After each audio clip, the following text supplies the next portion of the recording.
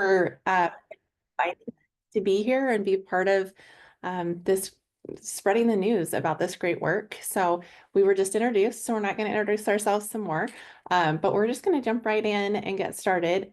This is our contact information, and we're happy for you to take it down and contact us if you have questions, or email is a great way for us to connect with you if you have more information that you need after our presentation tonight. And see if I can get my stuff going. Kristen, you want to jumpstart us? Good evening. It's wonderful to be amongst fellow parents and educators as well. And so I think the first question that we'd like to put out to you is really, why are we doing this? Why does it matter that we're talking about an alternative pathway to a high school diploma for students with complex support needs, extensive support needs? You'll hear many different terminologies because some of them are legislative, not words we chose, and other ones are, we vary the words based on what people's preferences are, right? So today we're really talking about realizing equity for our students with disabilities and our students who have not, to this point, up until this legislation was passed, had an opportunity to earn a high school diploma. So many of us as parents have heard the words certificate track. We don't like to use those words because we think everyone should be on a track to a diploma. However, up until this legislation, students with more significant cognitive disabilities really did not have a pathway to get to a diploma. So today we're really talking about how that can happen. And yes, we mean every single student has an opportunity to receive a high school diploma. This picture you see right here is my daughter Shelby. She's 26. She has intellectual disability and physical disabilities, and she is this is a picture of her when she finished her time at the school she was in. And had she completed her schooling today, Shelby would be receiving a diploma. When Shelby received sort of her certificate at the end, that was really at that point in time considered her only option. And so I'm excited now that many more students and learners like Shelby will have an opportunity to earn a diploma. Shelby was in a fully inclusive setting through high school, and went and took all the classes that she would have needed for high school graduation. And I mentioned that because with all of the other things that she did within her transition programming, within her job experience, with the many therapies and different things she had in the context of school, she still was easily able to attend all the courses that she needed for graduation. So moving on. Well, this is me. We have numerous resources, and some of them you may have seen by nature of they've been out and about for almost a year now. And some of those resources, all of those resources can be found at this tiny URL. If I wasn't in sharing mode, I could drop that in the chat, but I am. So I'll just type it for us all real quick so you guys can quickly get to it.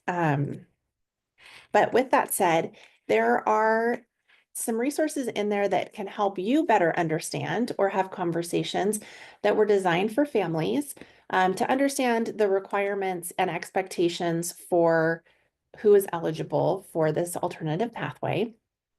With that, boy, talking and typing at the same time is a challenge. Let's see if that gets us somewhere. Somebody check that for us and let me know if that'll get you there. There are also resources for you to be able to share with your school district. So the one that says LEA, LEA meaning local education agency, it's another word for school district.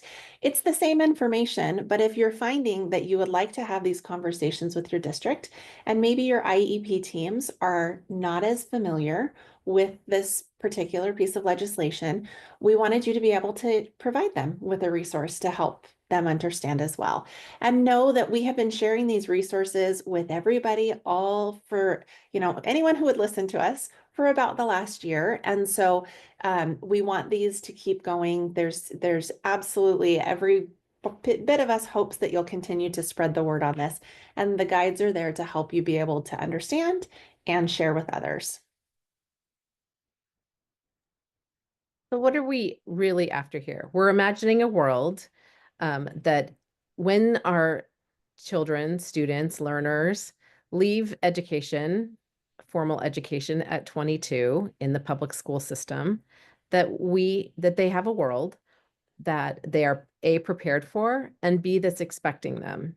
And so one of the theories that we try to operationalize is that there is no other world um, outside of a special education world in school. There is no special education world outside in the world. So not only are we helping our citizens understand that we are all here together with all of our uniquenesses and skills and traits and abilities and disabilities, but we are also preparing our young people to receive a diploma so that there are no barriers. And as we can talk about a little bit later, there are more opportunities now for inclusive college, should that be the path that the specific student group we're talking about today, if they choose that, that there are those pathways as well.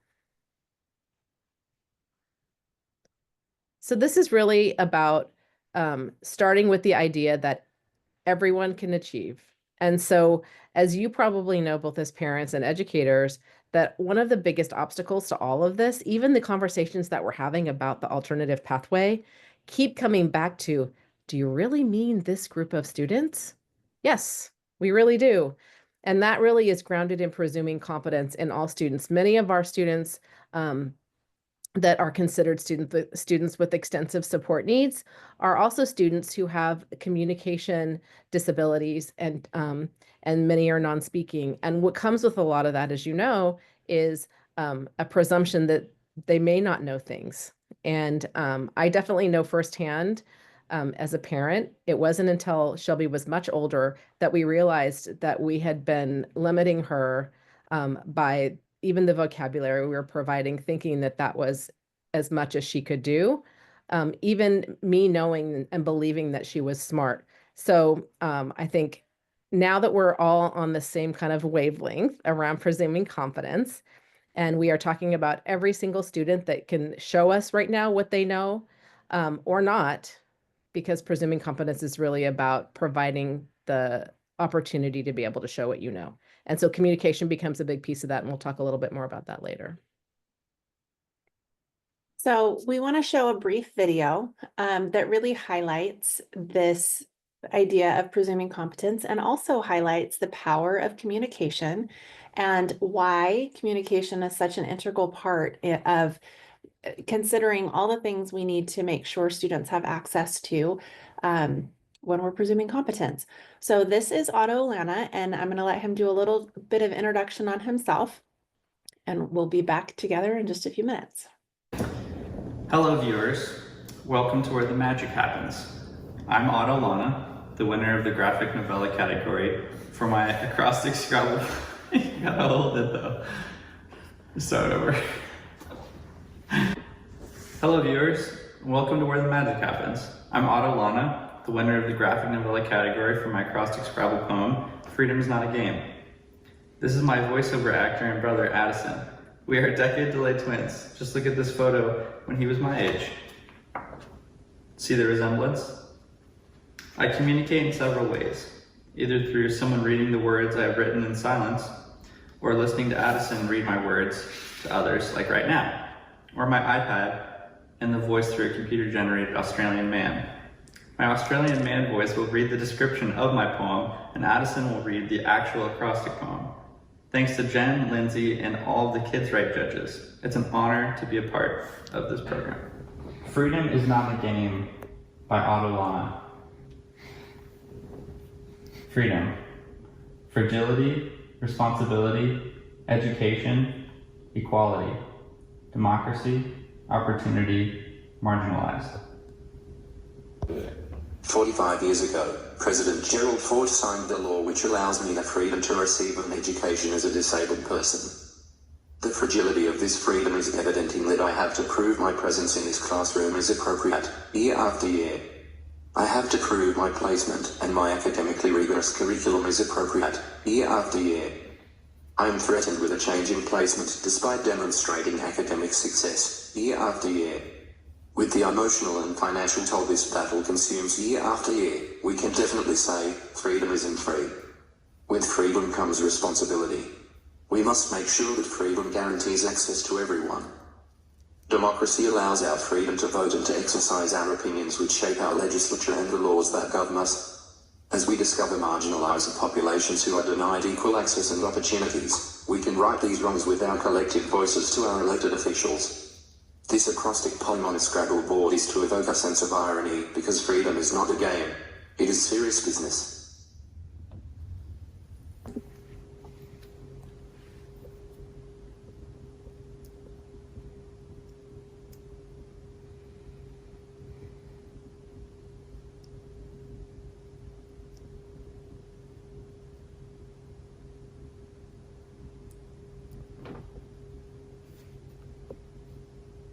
Thank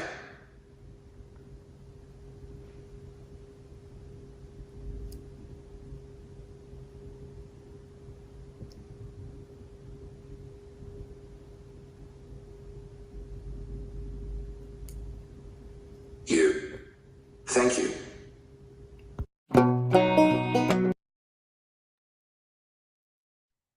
So I think he speaks for himself, right? I mean, clearly he speaks for himself and the importance of communication in all of this.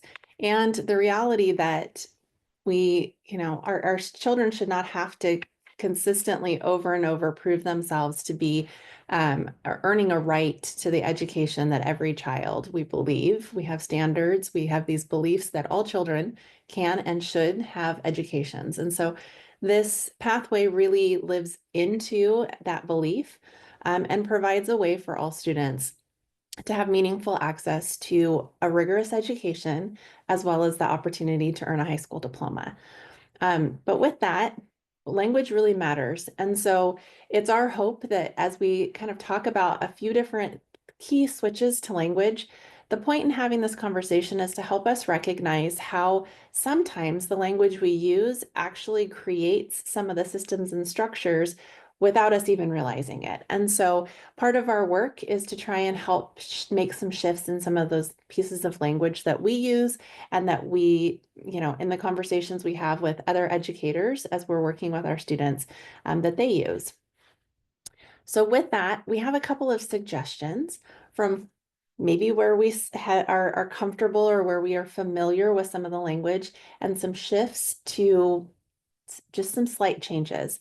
So many of us have probably heard or used things like special ed kiddos, sped kiddo, special needs student or child, hey buddy, right? But those kind of have an underlying ableist idea that students are first their needs rather than a child first.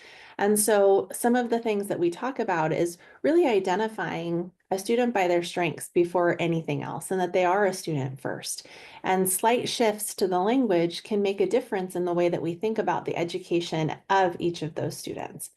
And I don't know what happened, but that just jumped around. I apologize. So some of the shifts we could consider are things like, rather than saying sped kiddo or special ed student or student with, or, special needs student, consider things like, one, does it matter? Sometimes we just get in the habit of using the language that we use to describe our students, and we don't think, wait, did I even need to say that? Did I even need to bring up the fact that my child in this context, that their disability has any part of that conversation? Or are they just a kid, a student, a learner, a peer? And so considering how we use those, are we actually kind of perpetuating some of those barriers that we see to inclusion by using some of those terms? And then there's just a few other ideas around the names of programs. And these are some things that we talk about with students or with families, but also with schools. Do we need to call classrooms by their programs, or could we just call them room 3 or Mrs. Coleman's classroom, and think about the ways that we talk about things? And you are a very inclusive group. I love your mission and vision, and that lives into that idea as well. How can we use inclusive language when we're talking about our students and the classrooms? Kristen, do you have anything you want to add to that? I'll just say that one note is that this in no way negates disability identity, and just want to recognize that there are people who prefer to be recognized as disabled first, or autistic, or deaf, regarding their identity. And so our default is we don't know what someone's personal preference is. So we are referring to people as people. And if they want to refer to themselves as a disabled person or want us to, they can let us know.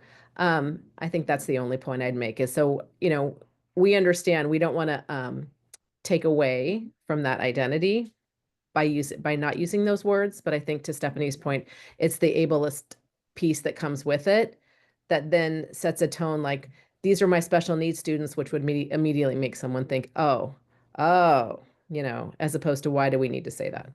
Thanks, Steph.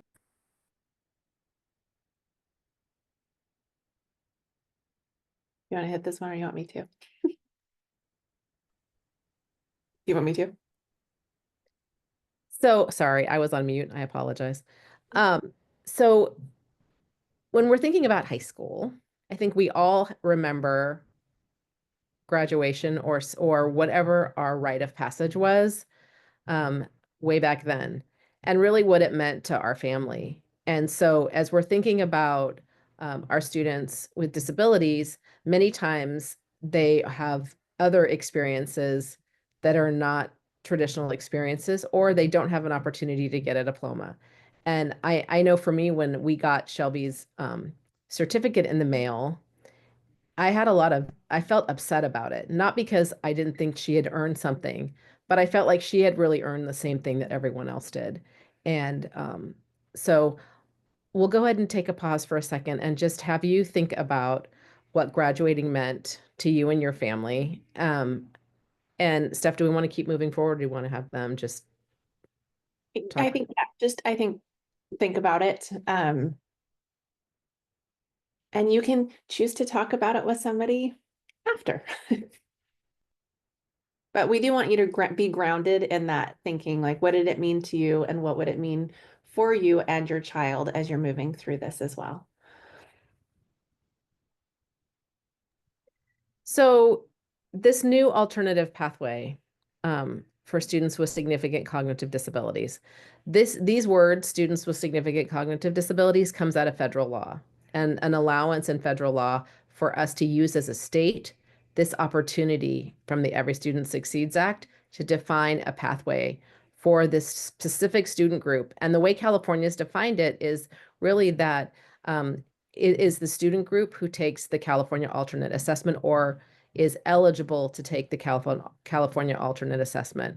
If you think about some of the terminology we've used in the past, like mild, moderate, or mod severe, there is actually not a really good definition of who those students are. Where's the moderate that falls to one side or the other, and how would we decide? So the state decided that using this provision, that would be our definition. So under the Every Student Succeeds Act, we were allowed to define an alternate pathway for a diploma that must meet 3 requirements.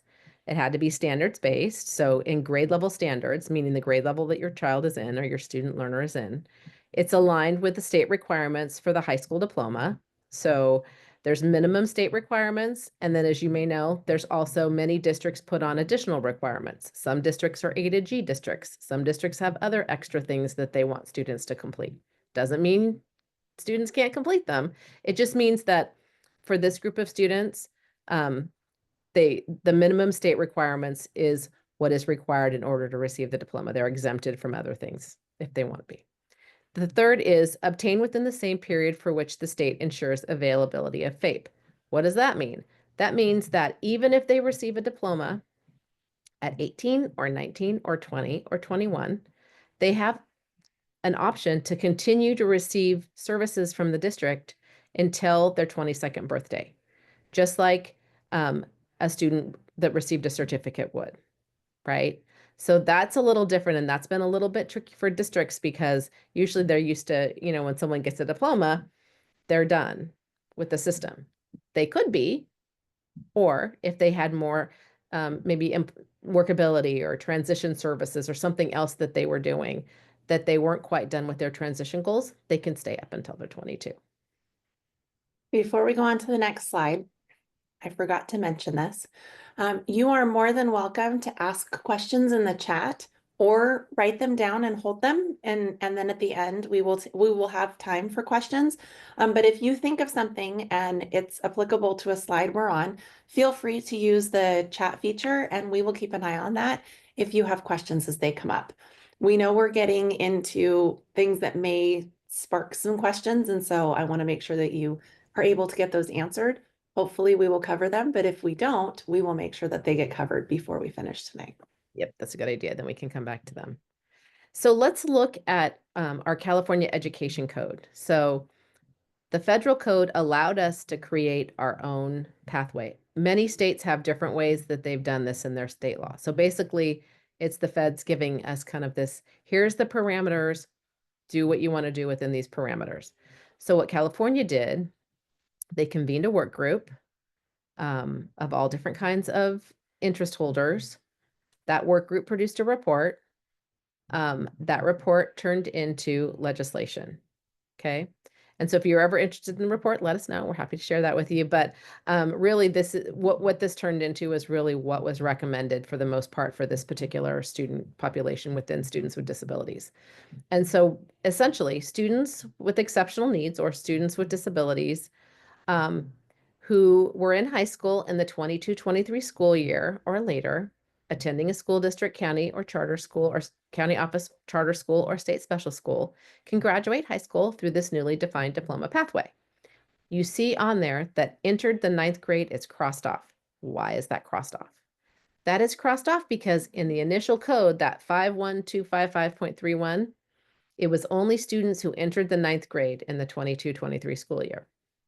Just this past budget cycle, a new piece of legislation, 51255.32, which is in a state code, is now in law that says anyone who was in high school in that year, meaning if you were in 10th grade or 11th grade in the 22-23 school year or whatever grade you were in, you can still be eligible for this pathway. Why did they change it? They changed it because they found that there were some 10th and 11th graders who had been included and had been earning credits.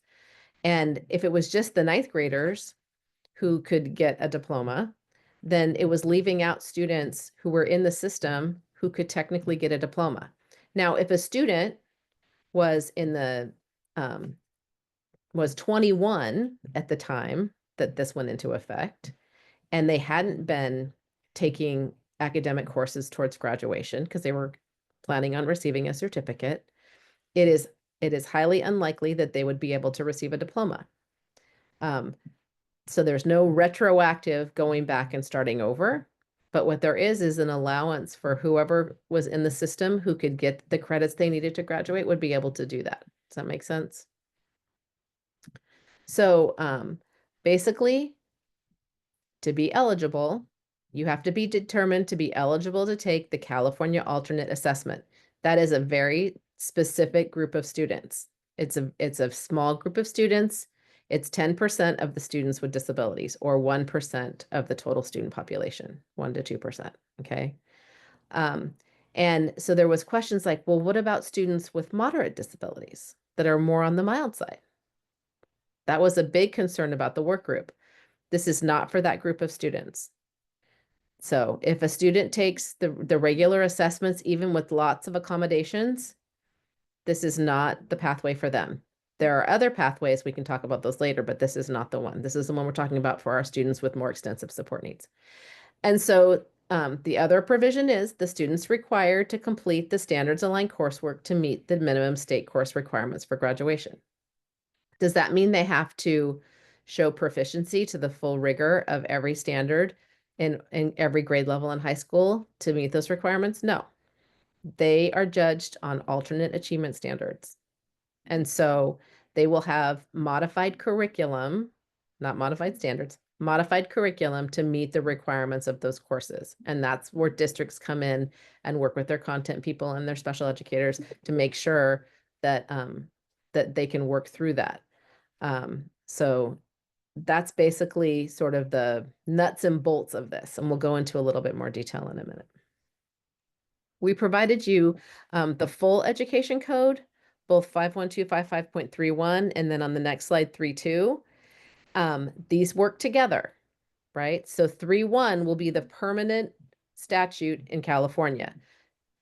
3.2 will sunset at the end of the time when there's no more students who were in high school in the 22-23 school year.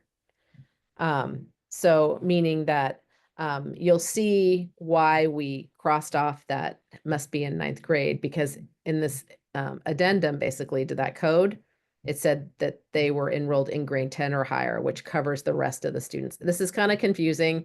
So if you have more questions about it, let me know. But the bottom line is everybody's covered that was in high school in the 22-23 school year, no matter which grade you were in, as long as you can meet those requirements by the And end. anyone else who has since started high school. So Correct. everyone from now on who's in high That's school. just the way it is. Correct. All right, so these are a little blurry. The real copies are not. But this is just a quick view of what those resources that I was telling you about in the toolkit at the beginning. These are what they look like. They're double-sided, or you'll see them as 2 pages. This is the English version. It's this translated Spanish version is there as well. And it just goes through basically what we just talked about. What is the diploma, this new pathway to a diploma? Who is it for? This is just a quick overview of what are the eligibility pieces. And then some questions that you may want to have with your IEP teams. Sometimes it's hard to know when you go into those meetings what kind of questions to ask. So we created some questions that would be good for those discussions. The back side talks about what the high school graduation requirements for the state of California are. I don't have the back side pulled up on this, but they're available for you to look at. It just goes over what are the expected courses, and I actually am going to cover that in just a minute. And then some other, it's basically a frequently asked questions. We tried to answer some of those questions. So please feel free to use those. It's probably a good thing to open up and put on your computer and come back to in a day or two after this presentation as a refresher, and also maybe to remind yourself or get a little bit more familiar. We know some of this is going to feel like a lot of information all at once. So looking back may help kind of make a little bit more sense. So this is just another pathway in a number of pathways that the state of California already has for students to earn a high school diploma. We have student groups that have previously received what we call a statutory exemption of local requirements. What does that mean? That means there are some student groups that, in order to have equitable access to their education, the state has said these student groups don't have to meet those added on requirements that districts have the right to be able to put on. And instead, they say, we're going to just require the state's diploma requirements. So in the state of California, students have to take 3 years of English, 2 years of math, including an algebra course. Some districts choose to use IM1 rather than algebra if they've shifted to integrated math, but tomato, tomato, they have to take 2 math classes. They have to take 2 years of science, 1 life and 1 physical science course, 3 years of social science, which include world history, US history, and then a semester of government and a semester of economics. If you graduated in the state of California in high school, these have not changed much since we all graduated. They also have to take 1 course that's either a visual and performing art, a world language, or a career technical education course. So just 1 of those from any of those categories, and then 2 years of PE. So those are the state requirements. Because we have kind of some precedents with different student groups like foster youth, members of military family, students experiencing homelessness. We have a lot of different student groups that have already been utilizing this exemption type pathway.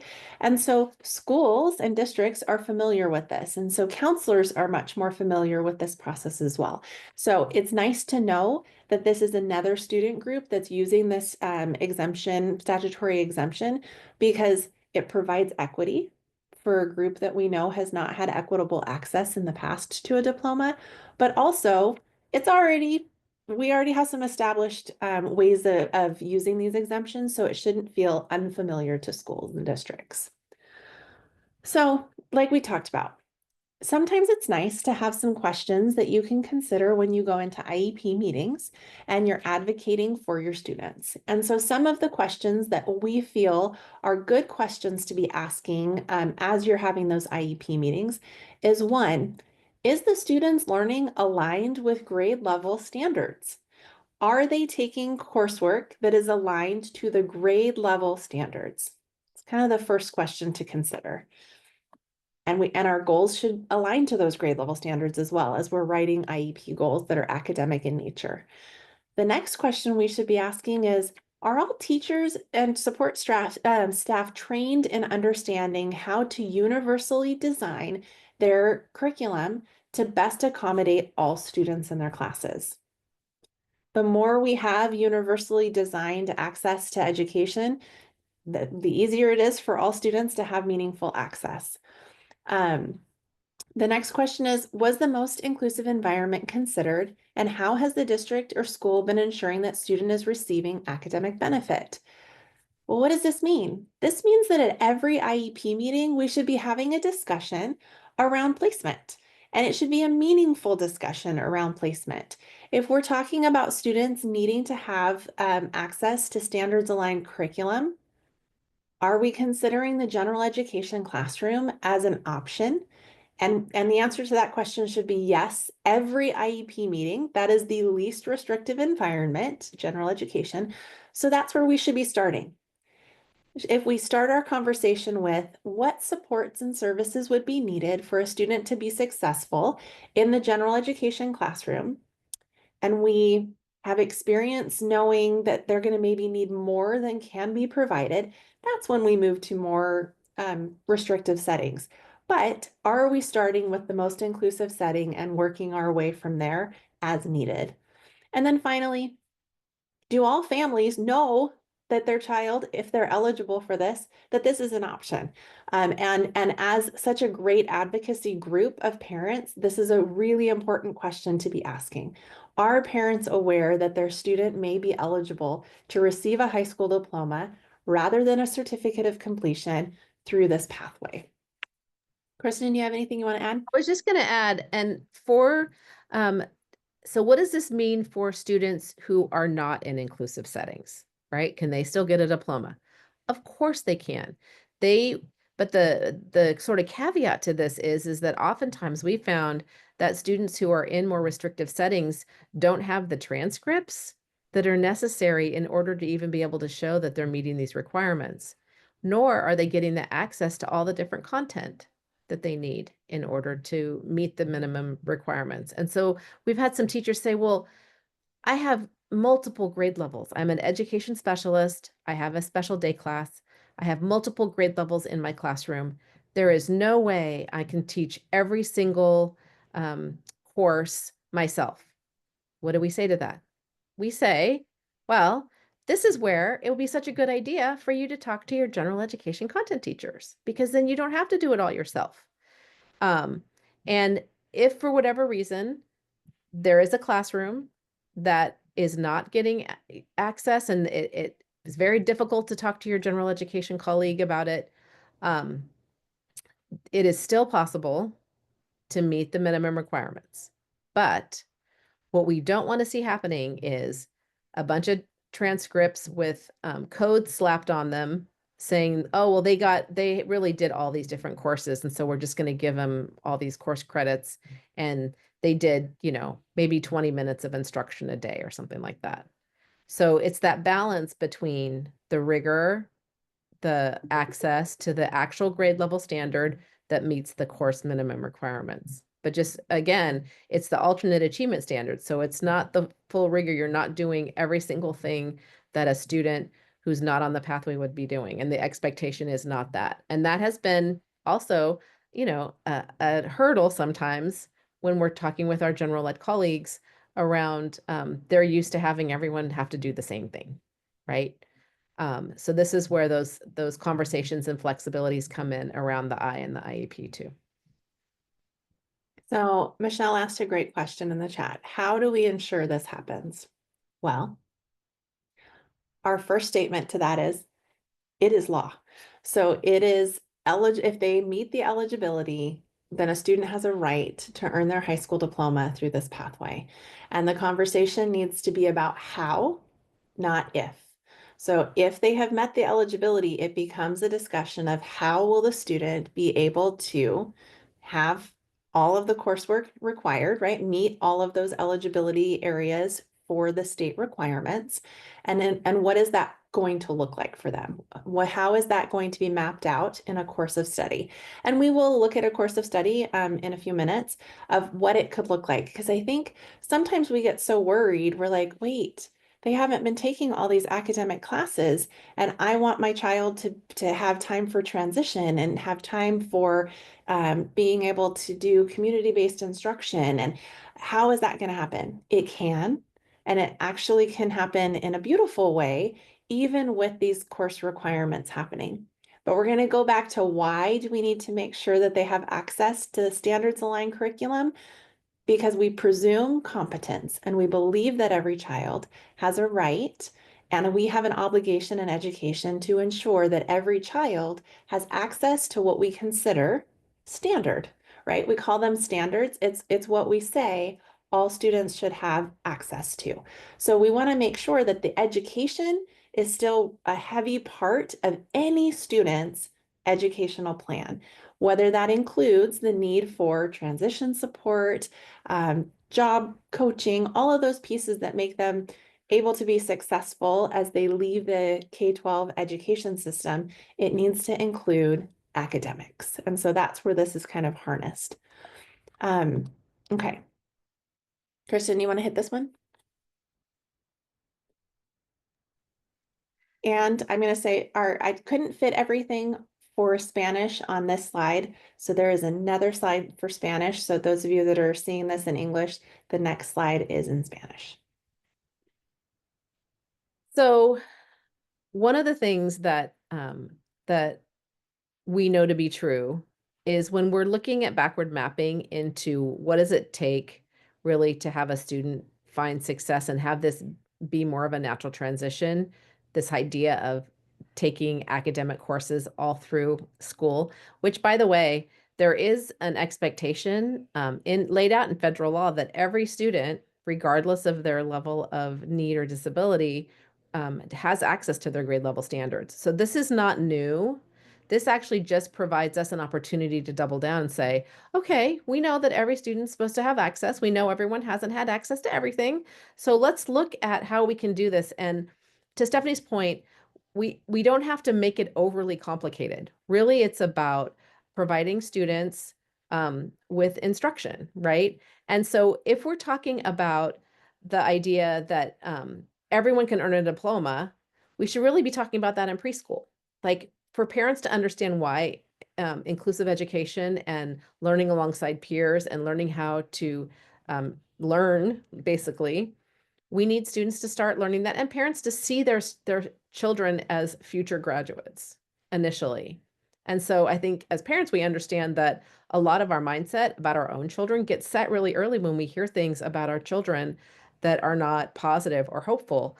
And so in this regard, schools and families can really help in really setting that very early and really being that broken record about the importance of communication. Because again, how do we know what anyone knows if they cannot show or tell us what they know?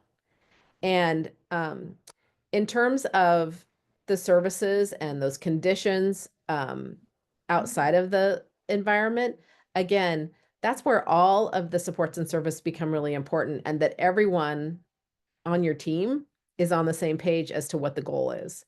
The goal from the beginning is to give the greatest opportunity and presume the most competence, because we just don't know. And we've seen all of us, I'm sure, have seen lots of cases where we did not presume competence, and we find out later on that there was all kinds of things that students wanted to say and know, but we really didn't help them provide them that opportunity.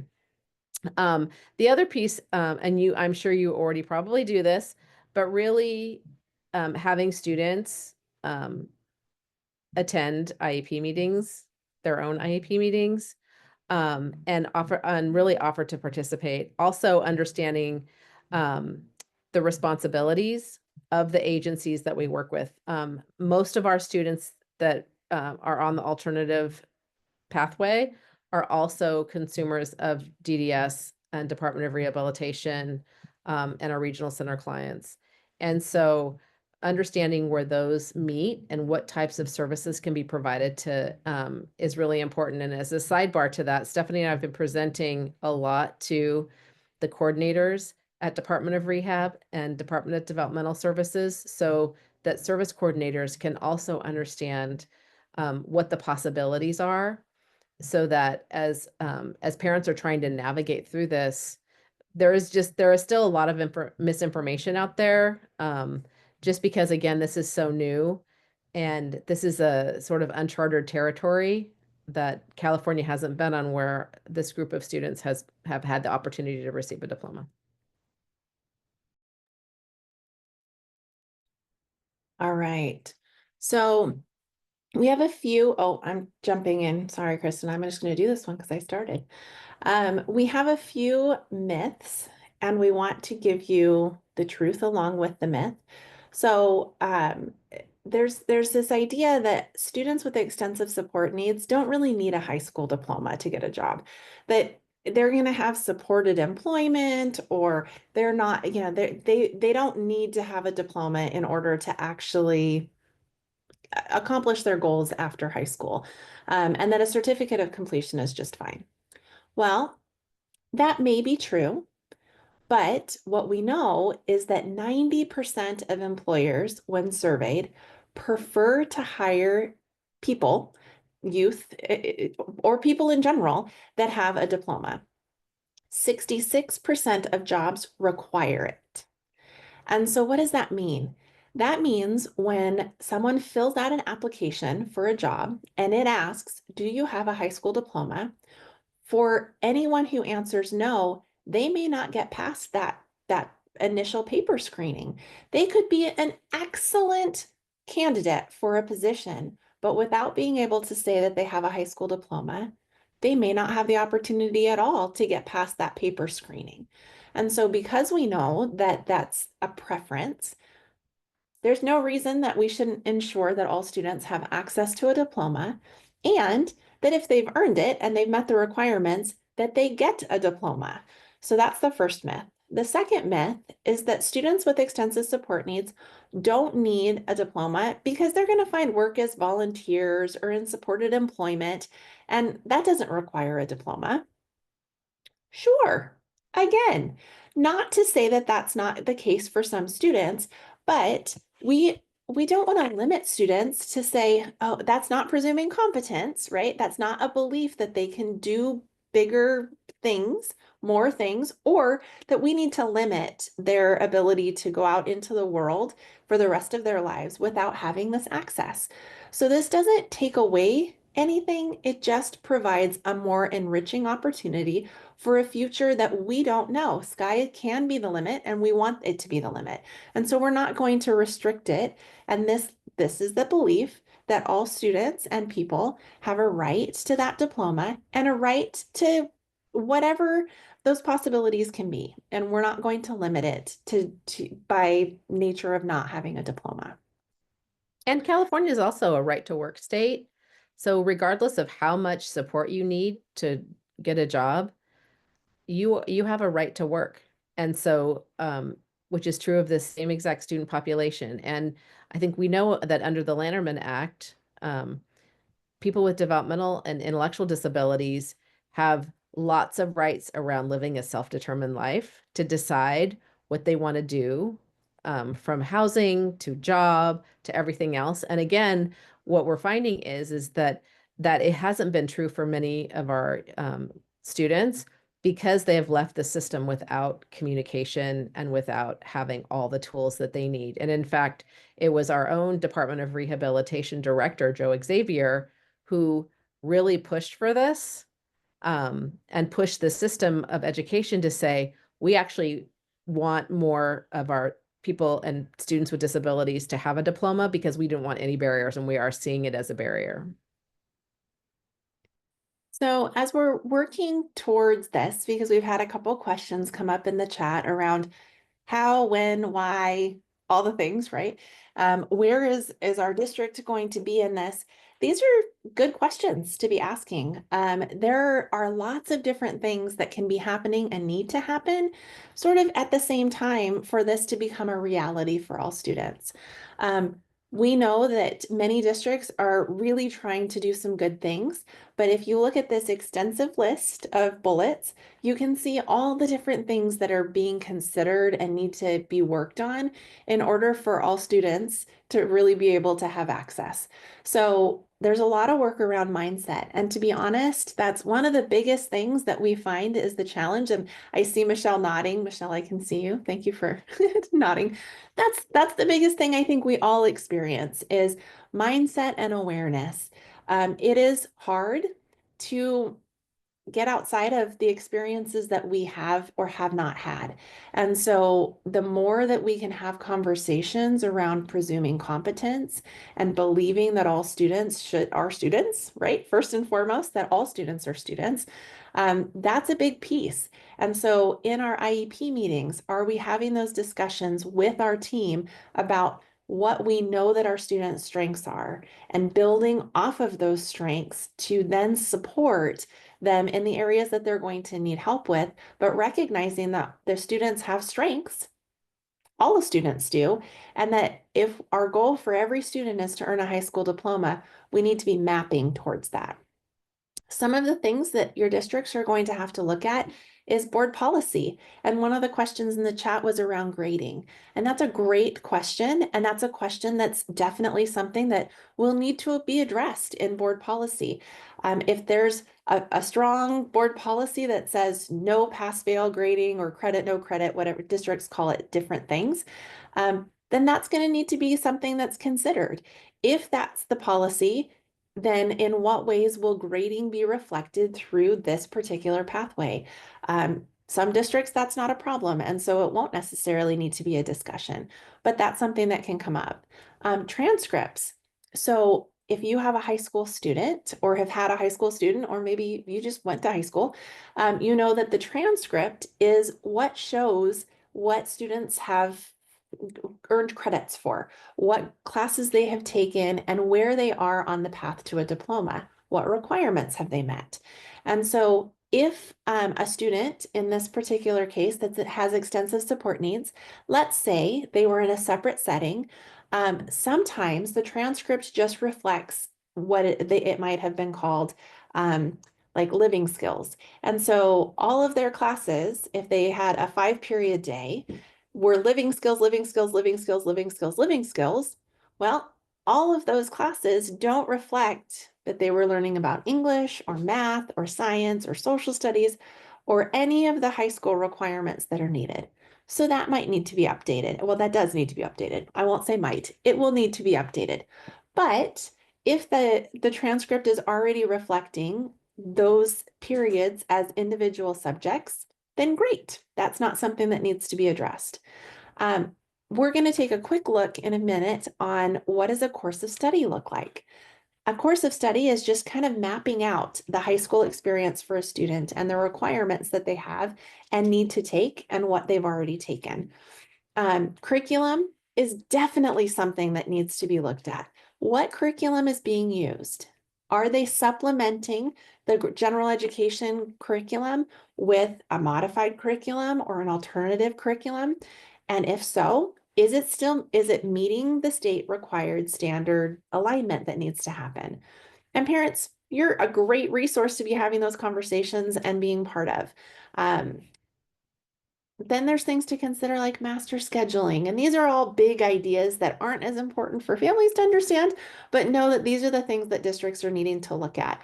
What about collaboration time? In what ways are education specialists supporting general education teachers? And on the inverse, how are our content experts supporting education specialists to make sure that all students truly are receiving a high quality education?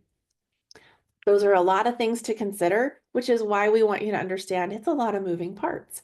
And so it takes some time to get momentum as this is happening over time. So let's take a look at a couple of things. I keep talking about them, and now I'm going to show you a couple of them. So we had a question about, is this A to G? It doesn't mean that a student cannot continue working towards A to G requirements. Those of you that are like A to G, that just means those are the requirements that the college system, this California State University system, these are the classes that students would need to take in order to meet the requirements for admittance to a four-year college straight out of high school. We sometimes refer to those as A to G requirements. And many districts, this is what they have adopted as their high school graduation requirements. So what you can see is that the new pathway aligns with the state requirements. Those are the classes that are required.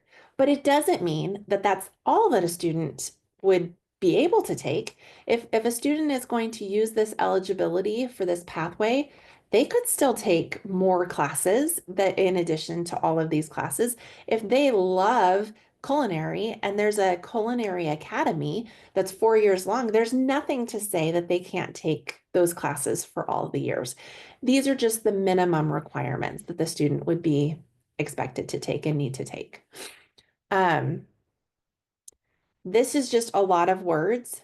Don't stress about how many words are on here. It's just a reminder that it's important to, and I want you all to hear me say this because this is a worry that many parents have. Unlike previously, just like Kristen said earlier, when a student would earn a high school diploma in the past, that was an end of their free and appropriate public education. We sometimes call that FAPE. It's the end of when the district would have to provide services. This pathway, if a student earns a diploma through the pathway that we're talking about tonight, it does not end at graduation. They can continue to be part of a transition program or whatever additional program that the district offers until they are 22. So it's really important to know that it is not going to, they're not going to lose that. They're not going to not be able to do it. They can continue to receive public education after they earn their high school diploma through this pathway. Just this pathway, but through this pathway. Okay. This is a resource, and I actually have a Spanish version. The formatting is a little weird, but I just got it back translated. This is just a guide. Please, I know it's small. I will drop a link. Actually, let me see if I can drop a link. I can. I'm going to drop a link to the English version in the chat right now that you can go ahead and open up on your computer. You don't need to look at it right now, but you can save it for later. And in just a minute, when Kristen starts talking again, I'll go in and find the Spanish version and put that in as well. This just helps you understand and maybe answer some questions about what are the differences between different types of pathways to earn diplomas, like the different ways and what does it mean? What are the outcomes? So it's just another resource that might help answer some of your questions as you start thinking of some other things in the future. Okay. Kristen, you want to hit this one? So what happened to the certificate of completion? Did this replace the certificate of completion? No, it did not. The certificate of completion is something that is in California state statute as an outcome of leaving school, right? It's something that is marked as a completion of the high school experience. It is still there and available. However, if you thought about it, we would have to ask, is there a reason why a student wouldn't be on a pathway to get a diploma? if we wanted each and every student to have access to their grade level standards that they should be having anyway, right? And so, again, we have a lot of families, and in fact, lately we've been hearing from people saying, we're choosing a certificate pathway versus a diploma pathway. That's not for us to decide how people want to talk about that, but we'll just say this to have you consider, and that is, why would we be on a pathway that isn't to a diploma if there was a valid way for every student to earn one? What would be the harm of that, especially if there was time and space, which like Stephanie talked about, to get all those other things that we want to see our children do. For example, one of the things is we want to make sure that they are involved in lots of extracurricular things. We want them to make sure that they have time for their transition goals and all those things. We would argue, I think, that you could have the best of both worlds. You can still earn a diploma, even if you still want to do all those things. If for some reason you were not able to earn a diploma because of credits or extenuating circumstances, the certificate is still there and available, right? So I think what we would hope is that everyone would do the best to their ability in every high school and district to have everyone earn a diploma. We also have talked to folks, again, like we talked about before, that have students that are in more of that middle group that don't qualify for the alternative pathway that also aren't earning a diploma. So what are we doing with them? There is some work going on in the state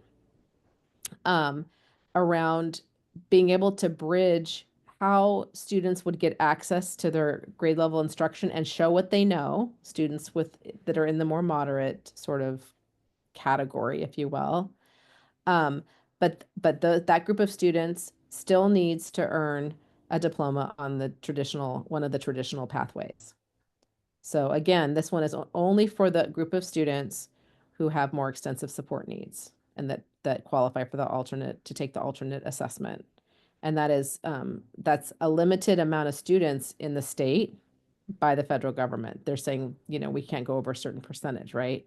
So that's also passed down to schools. So I say this because when you're putting your school hat on, and as educators, it's always in the back of our minds. A, first and foremost, does the student qualify? And B, are we overqualifying students who maybe shouldn't be taking the alternate assessments?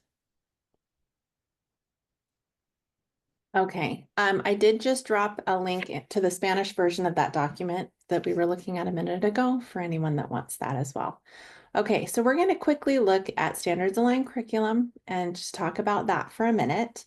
I see a lot of questions around a few things that I promise we will answer before we're done, but I want to cover a couple of things. When we're talking about state standards aligned courses, we've talked a little bit about the idea that if a student can participate in a general education classroom with support, that's a great place for them to have access to standards aligned curriculum, because it already is. But there are options for supporting, and these are really just resources that we provide to schools and districts to help their teachers better understand how to design curriculum that is standards aligned, but also how to be able to adapt standards using standard strands, using a variety of different tools to be able to meet the needs of students that have more extensive support needs while still making sure that it is standard grade level standards aligned. Okay, I keep talking about courses of study, so I want to show you what this looks like. Students in high school are required to have a course of study. They work with the counselors, the school counselors, to design a course of study that basically says what their plan is for their time. I have 2 freshmen and a junior in high school, and every year they go through this process where when they start their freshman year, and they have no idea what they're doing. They have to say, okay, I think these are the classes that I want to take to meet the requirements. And then every year it gets updated with, okay, now I'm a sophomore and I know a little bit more about high school. Here are the classes that I want to take to meet some of the requirements. Because as we know, English is pretty standard. You have a ninth grade, a 10th grade, 11th, the 12th grade English. But in science, there are multiple ways to meet a physical and a life science requirement. There's anatomy, there's biology, there's, depending on where you're at, agricultural chemistry. There's so many different options for meeting some of these requirements. And so students have an opportunity to decide what classes they want to take that would meet those requirements. What does that mean? Well, that's exciting news because for a long time, this population of students that we're talking about haven't had this process that they get to go through where counselors are working with them in the same way. But because the counselors are very familiar with this particular activity that's supposed to be happening, it now should be happening for every single student. And all these boxes here are spaces for us to meet requirements.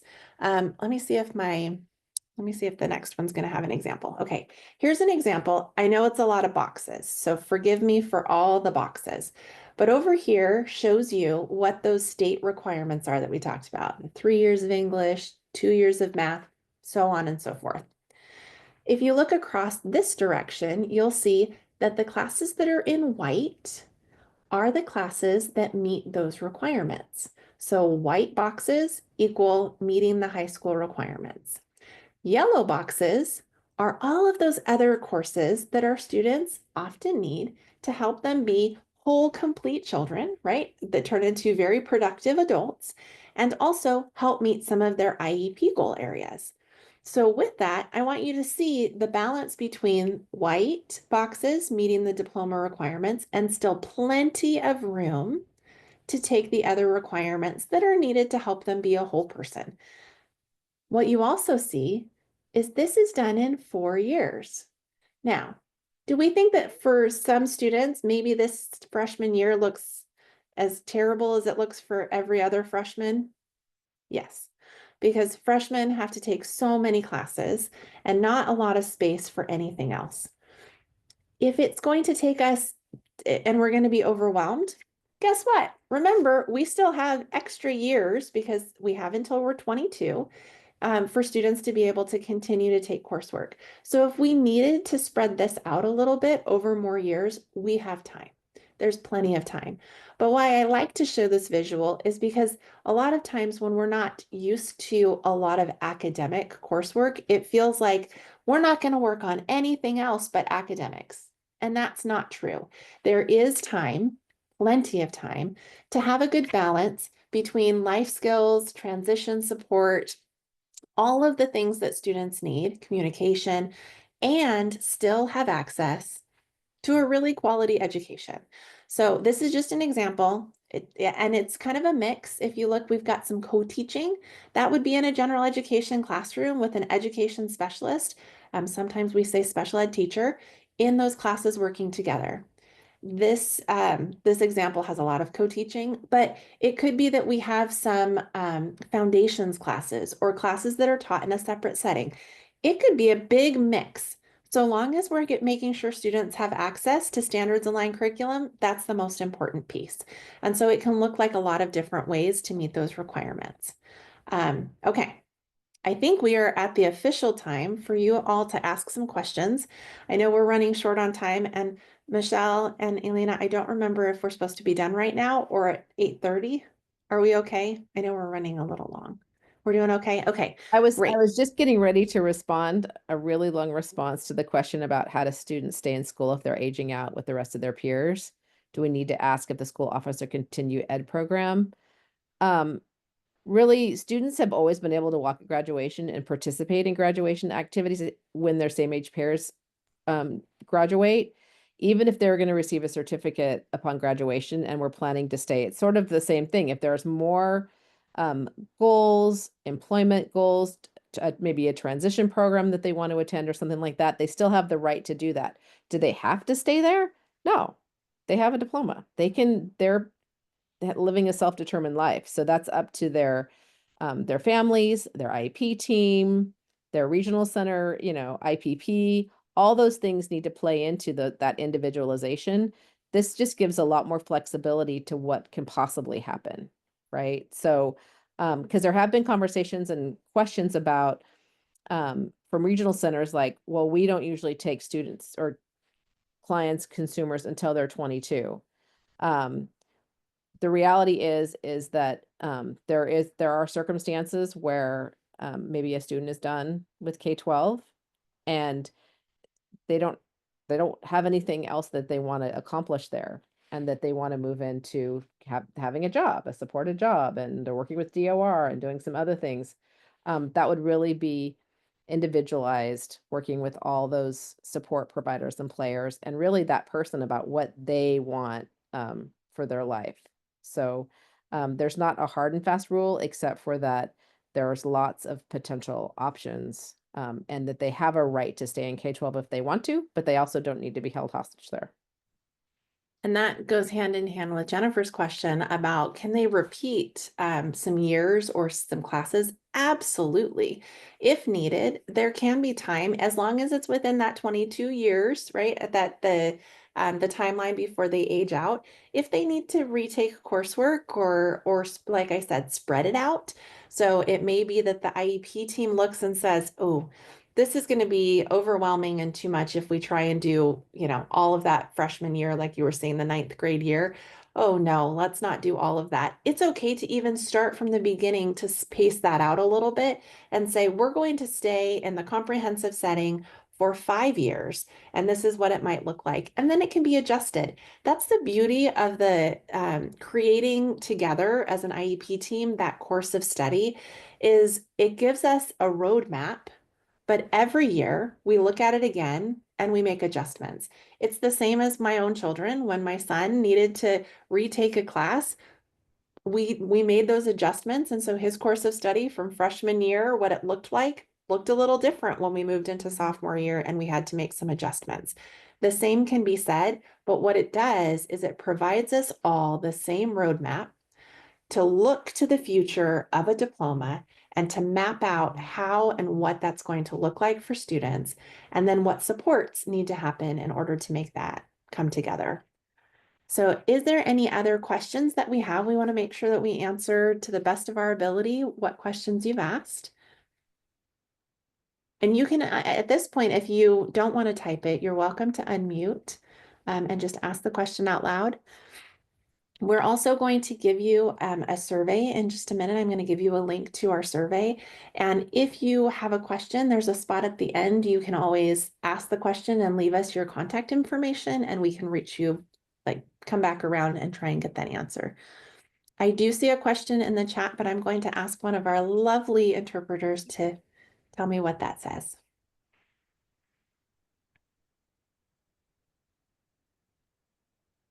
The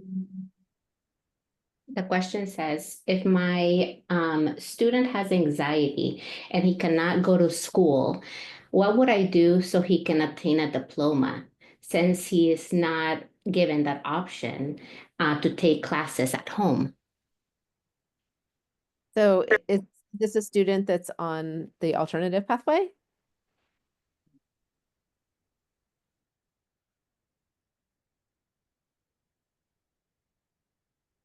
I think if it's a student that has an IEP, that would be a really important question for the IEP team. That's going to require them to work together with you to figure out how that would look. Another question that just came up, and it is such a good question, Michelle. I'm so glad you asked this question because it is such an important conversation. Lots of you on this call are like, my kids aren't in high school yet. I've got years until that happens. But that is so important to be having these discussions early.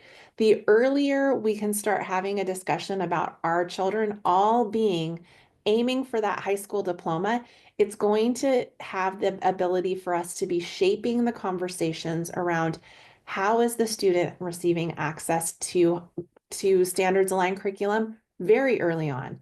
And then what we also like to talk about, and you saw a little with our preview with Otto and his communication, communication, communication, communication. We need to focus on providing students with meaningful communication as early as we can. So they're able to communicate what they know and help us move them in the right direction as rapidly as we can. We want to accelerate their learning. And so communication is really key to that. Um, the sooner we have these conversations, the easier it is for us to plan. A course of study prepares us for the 4 years or, up to 6 or 7, however long, how many years they actually have in high school. But if we start this conversation in kindergarten, look at that span of time we have to really enhance a student's access to curriculum from the start. It is much easier for a student to have access to high school coursework if they have had access to science and social studies their whole life. What I have seen as an education specialist myself is I will have students that have been in self-contained classrooms for all the way until they get to middle or high school. And then when they start having courses that are science and social studies, they haven't had any exposure or experience to those topics. And so it's really hard for them to be able to participate and understand, and that's a disservice to them. And so we want to be able to backwards map from as far back as we can go and move forward to be able to have those students have success as they're moving through their high school experience. I think it's also to point out in that regard that that all students should have access to career and technical education, and all the same ways that their peers without disabilities are getting access to earning um, course credits in a variety of ways. And I think we're going to start to see more and more there being lots of different ways that students will be able to take courses, so that it's not just sitting.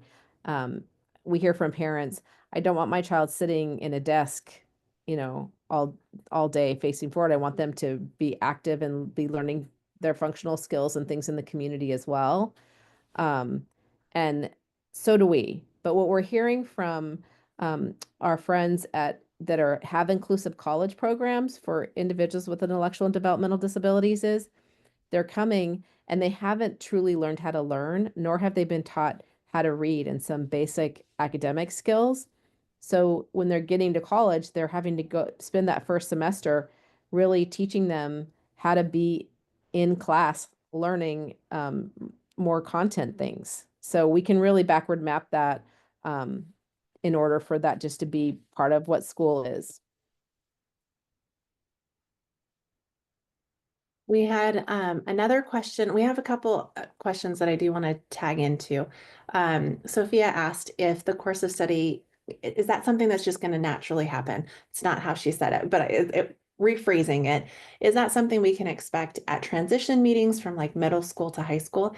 And the answer is it should. It should. But we're all coming along this journey. Education's going to take a little bit of time. Everybody's going to come along.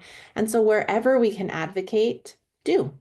Ask for it to happen during that transition meeting. Bring it up at that meeting and say, hey, I would like us to discuss the course of study.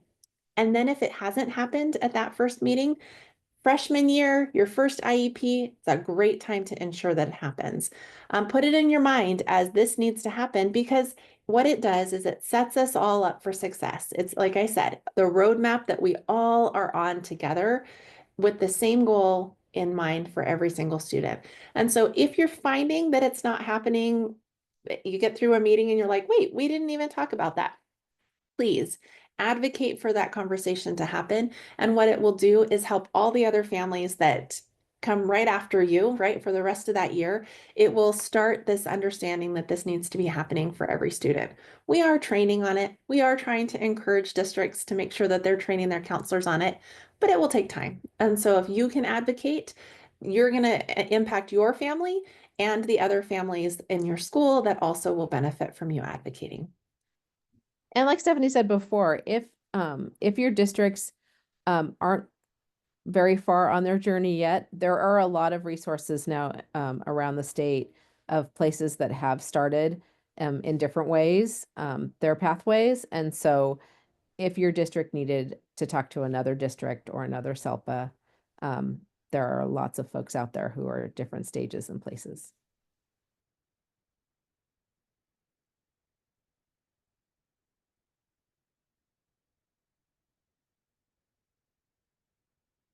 All right. Okay, so we will make sure that we share a PDF. I think, Michelle and Elena, I think you have access to that. Would you mind sharing the PDF of the slides with everyone? Okay, wonderful. And then I'm going to drop in the chat our feedback form. It's a Google form and it is only in English. I apologize. We have not translated this one into Spanish, but I will put it on my note to make sure that we do that in the future. If you wouldn't mind giving us some feedback on this presentation, it will help us because we have a number of other presentations that we'll be doing for families. And so we want to make sure that we're serving you the best information we can and providing you with helpful things. So if there's anything that you feel like would be good for us to know, there's definitely places for you to share that information. And then again, just as a last recap, we want you to know, when we get there, that we're here to be a resource. And if there are questions that you have that come up, or anything that you just need somebody to talk to, you can reach out to us and we'll do the best we can to support you. Because that's what we want to make sure that everybody has access to this. And it really is the work of our hearts and something that's very important to each of us. So we're grateful that it was important enough for you to stay here for an hour and a half on this Tuesday night. And thank you so much for being part of this presentation and asking such thoughtful questions. And I'm going to turn it back over to